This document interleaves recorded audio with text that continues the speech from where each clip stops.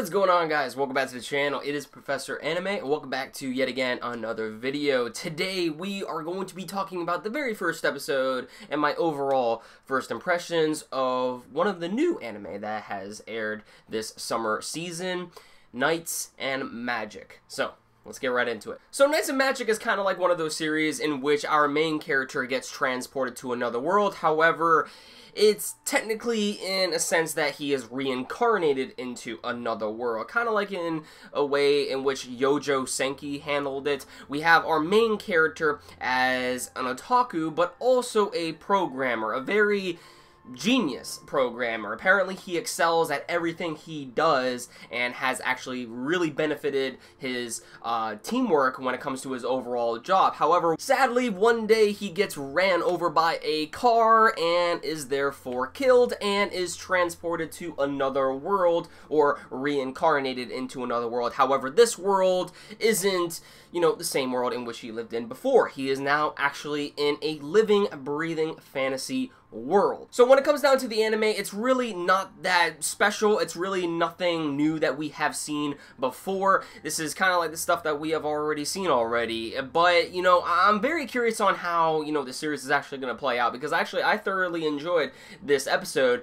And, judging from what they did with the first few minutes of the episode, I was also kind of, surprised that they didn't really focus too much on the characters, introduction when it came to the beginning, as, he is an otaku and whatnot, but it makes sense because he starts his new life in another world. All we really needed to know from him, and that the episode actually presented to us, was that the main character is a genius. The main character is a genius programmer, and also he is an otaku that has a very, very big otaku spirit for mecha.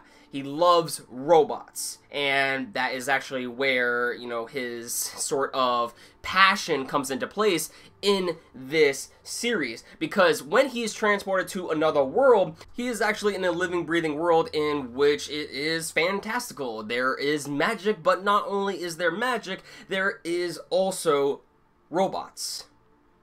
Fucking cool. And speaking about the robots, we gotta talk about the animation really quick when it comes to Knights and Magic. Knights and Magic actually really surprised me when it came down to its animation. The animation looks clean. It does. It doesn't look bad at all. But the thing that really surprised me was how well the CGI was handled. I mean, I don't know if it was just me, but the CGI when it came to like the battles in the beginning with that huge insect-like monster, and then the robot, the mecha, and the mechas itself in the entire episode, they all looked really, really good. They had a nice color palette to them, and they also just looked really, well in CGI.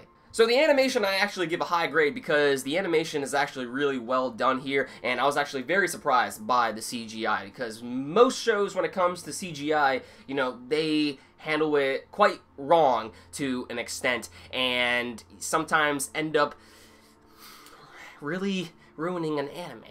But when it comes to this series, the CGI doesn't really distract you from the overall presentation. It really doesn't. It flows naturally, it flows well, in my personal opinion at least, so I like the animation. Now, the soundtrack is actually very, very good as well. I like the soundtrack, especially when it came down to the opening. The opening actually played at the ending credits of the episode, so just hearing that, I really dig it. It has like a poppy vibe to it, and I'm not really, into those sort of, openings a lot, but when it came down to this opening, I actually really liked the song. Okay, and to just explain the premise of this story a little bit more, after he is revived into another world, he is reborn as Ernesti. Our main character is reborn as Ernesti. And now, when it comes to Ernesti's character, it's very funny, because when I first saw the poster, or the cover image for this anime's announcement, I was like, so that's the main character. It's a chick. Alright, cool. Alright. Actually, from his previous life, he was a man. In this life, he is also a man. He is also a boy. But he looks straight up like a girl, and even dresses like a girl. So I don't know what it really is with this whole fad. Is it some sort of like marketing thing in which, you know, it's supposed to draw, you know, a viewer's attention that the main character is like cute or something like that? Like, I don't know what's up with these, you know, guys that appear as girls in anime. I really don't get that in my personal opinion, but anyway, yeah, the guy is actually a guy, okay? So just to get that out of the way, he looks like a girl, but he's actually a guy. Anyways, when it comes down to Ernesti, what he retains from his previous life into this new one is that he is able to retain his knowledge from his previous life.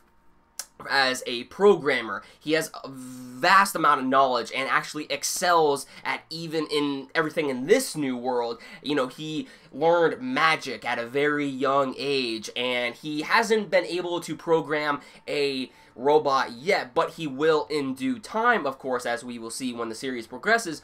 But this actually gives him an upper hand to actually pilot mecha better than the other people in this world who have been doing it for ages. You know, so he's going to be a young kid who has a vast amount of knowledge and can modify his very own mecha if he really wanted to, because he knows how to program, you know, mecha to begin with. And more along the lines, they basically have the same concept that he knows from his previous world. So to see actually that play out is going to be very interesting. I want to see how he modifies and programs his very own mecha, how OP he can get. I mean, I hope he's not going to be that OP, but I mean, I'm assuming he is going to be OP just due to the fact that he already holds a vast amount of knowledge already as a character. So will there actually be times in which, you know, he is threatened and actually in dire circumstances? I honestly have no idea.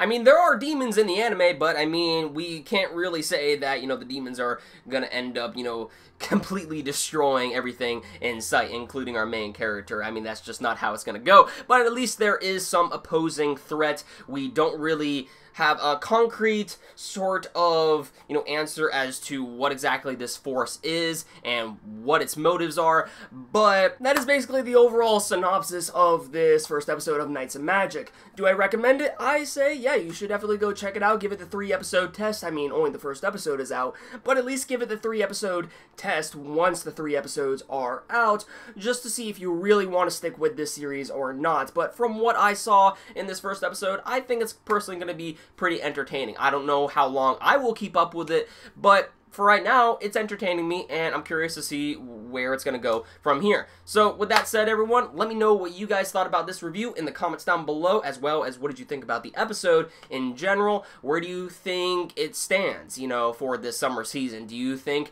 it could be one of the top contenders? Do you think, you know, it's good? Do you think it's bad? Generic?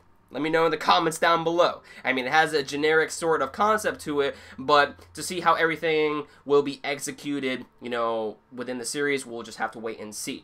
So, yeah, just let me know your thoughts in the comments down below. Be sure to give this video a like if you enjoyed it. Hit that red subscribe button down below if you never want to miss a video from me, and stick to date up to all my future content on this channel in the future. And I'll see you in the next one. Thanks for watching, everyone.